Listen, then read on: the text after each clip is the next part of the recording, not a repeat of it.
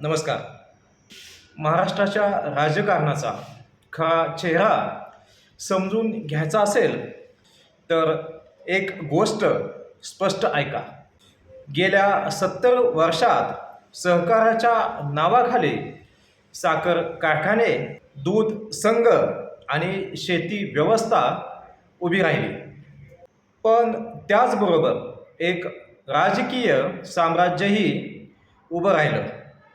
गावागावात कारखाने उभे राहिले, पण त्यातून सामान्य शेतकरी किती उभा राहिला आणि नेते किती उभे राहिले, हा प्रश्न विचारायची आता वेळ आली आहे. सहकार म्हणजे विकास का सत्तेचा खाजगी कारखाना? वर्षानुवर्षे काही ठराविक घराणे, ठराविक गट आणि ठराविक लॉबी यांनीच सत्तेवर पकड ठेवली. कार्यकर्ते तयार झाले, पण स्वायत्त नव्हे तर अवलंबून. पण आता खेळ बदलतो आहे. डिजिटल युगाने सगळं समीकरणच उलटं केलं आहे.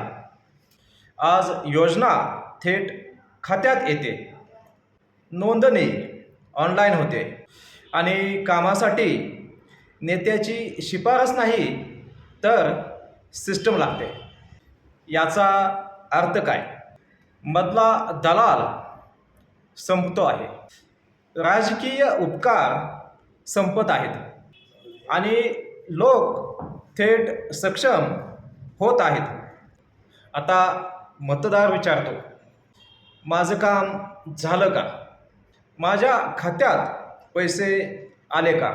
फक्त घोषणा, सभा आणि भावनिक भाषणं यांनी सत्ता मिळवणं आता कठीण होत चाललं आहे.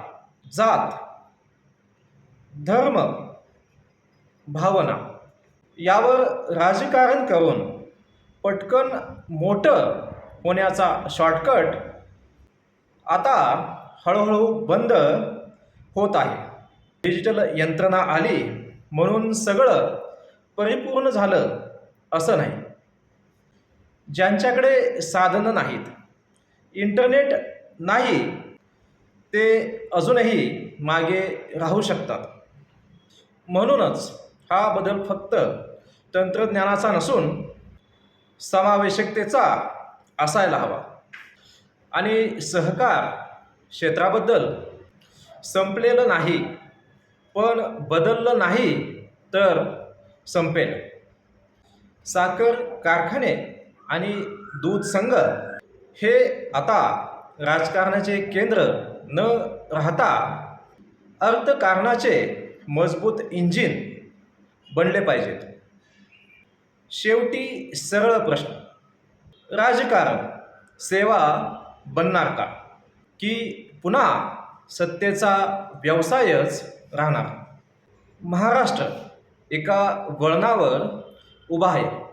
जुन्या सत्ता केंद्रापासून नव्या पारदर्शक आणि उत्तरदायी व्यवस्थेकडे. निर्णय तुमचा, भविष्यही तुमचंच. धन्यवाद.